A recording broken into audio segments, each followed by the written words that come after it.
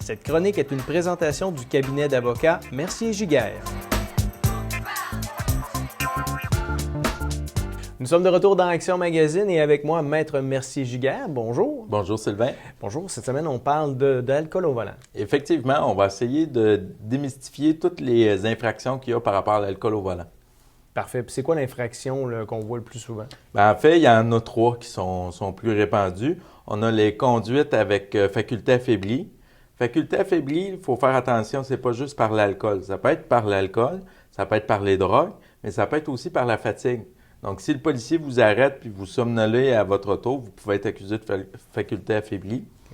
Il y a la fameuse le point 0,8, donc conduite avec une alcoolémie supérieure à 80 mg dans le sang. Et il y a la garde et contrôle. C'est quoi ça, la garde et contrôle? La garde et contrôle, en fait, c'est lorsqu'on est en état d'ébriété et on a le contrôle de véhicule. Le cas typique qu'on voit, c'est la personne qui attend au bar et puis qui est un peu saoul et décide de se coucher en arrière de son auto ou se couche du côté passager ou du côté conducteur avec les clés, le moteur marche. Donc, vous pouvez quand même être accusé à ce moment-là et ça va loin, ça va jusque... Même si vous prenez les clés, vous allez les porter plus loin en vous disant « je me ferai pas arrêter », vous pouvez vous faire arrêter en garde et contrôle. Ça. OK. Si on est à bord de notre véhicule, même s'il n'est pas en marche, effectivement, on peut être accusé. Effectivement. Okay. Alors, on entend souvent qu'on a de la difficulté à se défendre. Est-ce qu'il y a une manière qu'on peut pour se défendre dans une situation où on se fait prendre en état d'ébriété? Effectivement. En fait, ça, c'est un mythe qu'on voit de plus en plus. Il y a une explication à ça. Petit historique, avant, dans les dossiers d'alcool au volant, les avocats engageaient des chimistes qui venaient dire, bon, ben cette personne-là a pris 2 consommations, on a des témoins qu'elle avait pris 2 consommations, elle l'a fait devant moi et à 2 consommations, elle n'atteignait pas 80 mg d'alcool dans le sang. Il y a eu une modification au code criminel qui dit qu'il y a une présomption maintenant que la machine qui est utilisée pour avoir la lecture du taux d'alcoolémie au poste de police est fiable. On ne peut plus, autrement dit, là, on ne peut plus utiliser ce moyen de défense-là du chimiste qui va venir dire je pense qu'il était correct. Par contre, il y a quand même des moyens de se défendre. Okay? Ce qu'il faut se rappeler, c'est que le fardeau est au procureur de la couronne, c'est-à-dire à la personne qui nous poursuit.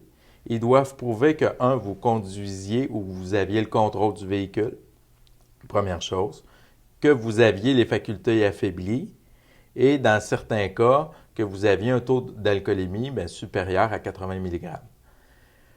Comme moyen de défense, c'est de voir, premièrement, il y a tout le processus d'arrestation. Les policiers, lorsqu'ils vous arrêtent, doivent avoir des motifs raisonnables de le faire. Lorsqu'on entend motif raisonnable, ça doit être vraiment vous rouliez. C'est un ensemble de facteurs, hein, mais c'est que vous rouliez croche, vous avez brûlé un stop, vous sentez l'alcool. Mais c'est pas juste ça, parce que si vous aviez juste, par exemple, l'odeur d'alcool, c'est pas suffisant pour vous arrêter. Donc, c'est vraiment toutes ces affaires-là qu'on peut vérifier. S'il n'y a pas de motif raisonnable, on peut faire tomber les accusations, ne serait-ce que par ça. Est-ce qu'il peut y avoir des exceptions des fois? Si, mettons, exemple, on se fait prendre ça en état d'ébriété, mais on a besoin de notre véhicule pour notre travail. Est-ce qu'on peut avoir une exception ou un permis temporaire? Non, les permis temporaires sont utilisés dans d'autres situations, notamment les infractions, l'étiquette de vitesse et on perd son permis.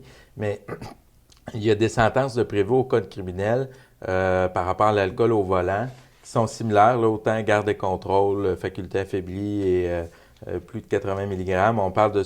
Ça dépend du nombre d'infractions qu'on a, mais si on est à la première infraction, on parle d'un an d'interdiction de conduire, une amende minimale de 1 000 $, suspension automatique du permis de 90 jours, et à ça, on doit ajouter tous les frais de cours, les frais d'avocat et ces choses-là.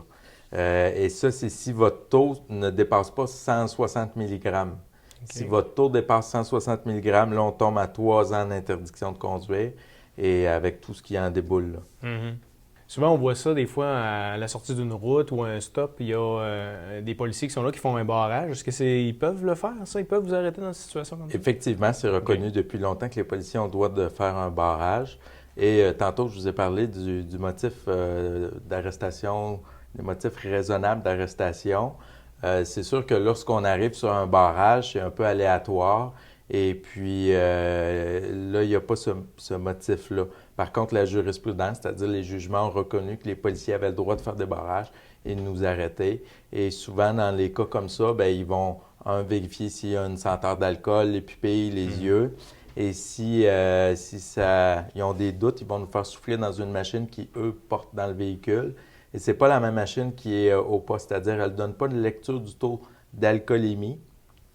Simplement, ce que la machine fait, c'est de dire « fail » pour F ou passe le test.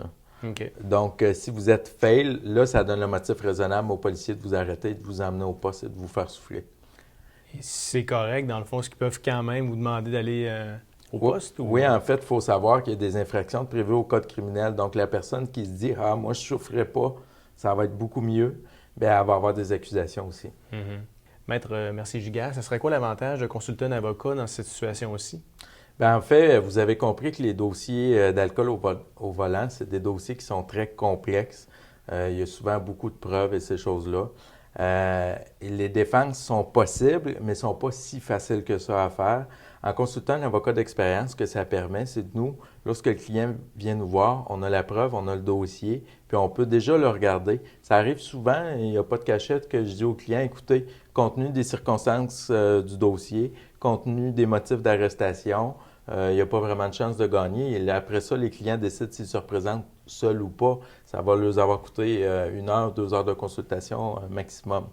Et par contre, s'il y a des défenses, parce qu'on se rappelle qu'être 3 ans ou 2 ans ou 1 an sans son permis, c'est grave. Bien là, on va pouvoir les aider à cheminer là-dedans et aller vraiment chercher ce qu'il faut. Là.